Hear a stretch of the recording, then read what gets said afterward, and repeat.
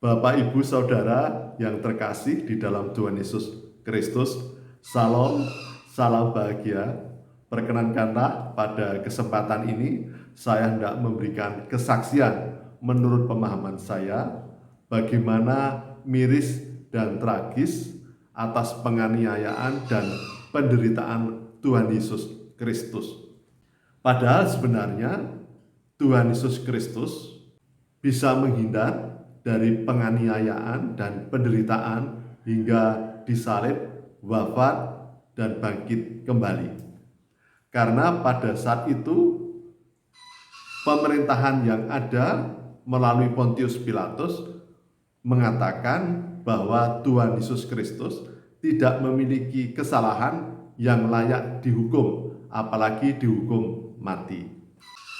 Kemudian Tuhan Yesus Kristus selama 3 tahun telah memberikan berkat, mujizat, kesembuhan, pengusiran setan kepada begitu banyak orang, beribu-ribu orang, dan beribu-ribu orang tersebut akan bisa melindungi Tuhan Yesus Kristus.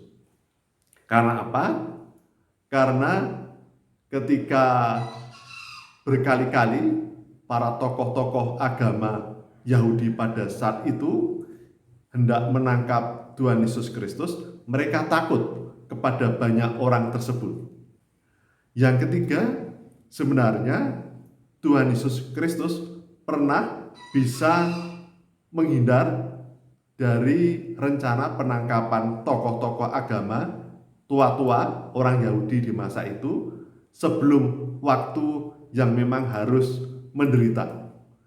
Jadi selama dalam pelayanan beberapa kali Tuhan Yesus Kristus bisa menghindar dari rencana penangkapan tokoh-tokoh agama tua-tua orang-orang Yahudi di masa itu. Tetapi Tuhan Yesus Kristus memang harus berkenan untuk menerima penganiayaan dan penderitaan hingga wafat di kayu salib adalah karena memang Tuhan Yesus Kristus harus melaksanakan penderitaan itu demi karya penyelamatan manusia.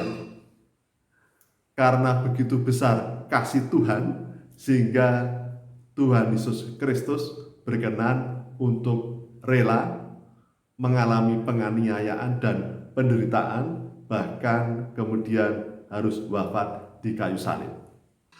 Dan saya dapat merasakan betapa miris dan tragisnya penderitaan Tuhan Yesus Kristus. Tahapan-tahapan penganiayaan Tuhan Yesus Kristus. Tuhan Yesus Kristus ditangkap seperti penyamun dan kemudian diludahi, ditampar, dipukul, dan kemudian mendapatkan cambukan berkali-kali, dan cambuk itu ada gerigi-gerigi yang tajam, gerigi besi, sehingga kulit Tuhan Yesus Kristus sampai terkelupas. Jadi dipukul bertubi-tubi, dicambuk bertubi-tubi, sehingga mengeluarkan darah dari luka-luka yang begitu banyak, karena kulit-kulitnya terkelupas, saudara-saudaraku. Dan kemudian Tuhan Yesus Kristus harus memikul salib kayu yang sedemikian besar. Jadi di masa itu adalah puncak penderitaan Tuhan Yesus Kristus, puncak penderitaan manusia telah dialami oleh Tuhan Yesus Kristus. Tuhan berkenan menggantikan penderitaan manusia oleh karena dosa-dosa manusia. Tuhan Yesus Kristus berkenan menanggung penderitaan yang bukan karena dosa-dosa Tuhan Yesus Kristus sendiri. Bapak, Ibu, Saudara yang terkasih di dalam Tuhan Yesus Kristus, sehingga sampai saat ini, semenjak saya kelas 5 SD sampai saat ini, ketika membaca Injil tentang perjalanan penderitaan Tuhan Yesus Kristus, tahapan perjalanan penganiayaan Tuhan Yesus Kristus, saya masih miris dan tragis di dalam perasaan saya, saudara-saudaraku. Tuhan Yesus Kristus, Tuhan yang Maha Kuasa, namun karena maha kasih-Nya berkenan datang turun ke dunia, menjadi manusia, menjadi sahabat manusia, Dan karena begitu besar kasih-Nya, maka Tuhan Yesus Kristus sebagai sahabat yang sejati rela berkorban demi manusia sahabatnya dapat selamat.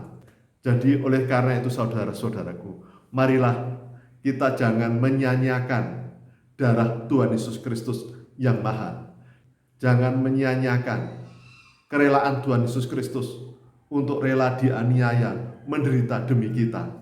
Marilah saudara-saudaraku, kita benar-benar berusaha untuk hidup taat dan setia melayani Tuhan, hidup taat dan setia di dalam jalan Tuhan. Hidup taat dan setia dapat menjadi berkat, dapat menjadi saksi, dapat menjadi surat yang terbuka, surat yang berjalan, yang dapat dilihat oleh banyak orang melalui perbuatan-perbuatan kita, sehingga nama Tuhan dimuliakan. Demikian yang dapat saya sampaikan. Salam, salam bahagia, Tuhan memberkati.